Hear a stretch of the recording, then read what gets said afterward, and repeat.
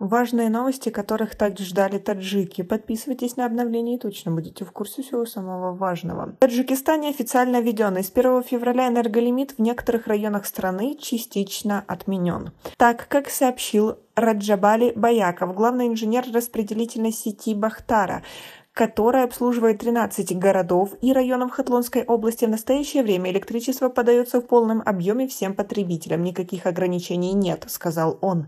В распределительных электрических сетях города Худжант также сообщили, что с 1 марта в городе подача электричества круглосуточная. Некоторые жители, с кем удалось связаться, тоже подтвердили этот факт. В распределительных электрических сетях Сагда сообщили, что по области свет есть везде круглосуточно и бесперебойно, однако не уточнили, когда был снят энерголимит. Чтобы узнать четкую картину по подаче света в стране, обратились в Барки-Тачик, но здесь сообщили, что пока ничего конкретного об отмене энерголимита, введенного в феврале или в каких-либо в районах и городах, он еще существует, ничего сказать не могут. Позже мы подготовим официальную информацию по этому вопросу, сказали в пресс-службе энергетического холдинга. Тем временем сельские жители в самом Таджикистане еще с начала осенне-зимнего периода получают свет в ограниченных объемах. Барки-Тачик в течение длительного времени опровергал какие-либо ограничения, но в конце января сообщил о введении с 1 февраля лимитированной подачи электричества из-за нехватки водно-энергетических ресурсов. В сообщении отмечалось, что ограничения не коснутся только сравнительно больших городов республики. Лимитированная подача электричества действует до сих пор в некоторых районах.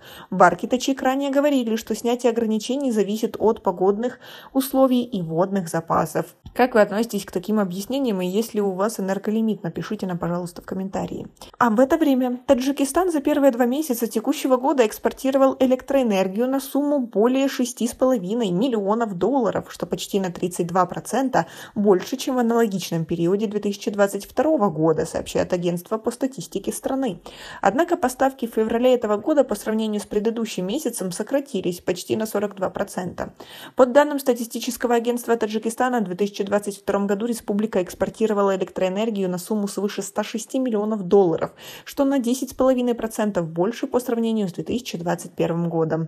По данным Барки-Тачик, Таджикистан в соответствии с заключенными договорами поставляет электроэнергию в Афганистан круглый год и в Узбекистан только в весенне-летний период с мая по август. Заключенный с афганской компанией контракт на 2022 год предусматривал ежесуточные поставки таджикской электроэнергии афганским потребителям по 400 мегаватт в мае-августе и 40 мегаватт в сентябре-апреле. А вот в Узбекистан таджикская электроэнергия в этом году поступала и зимой.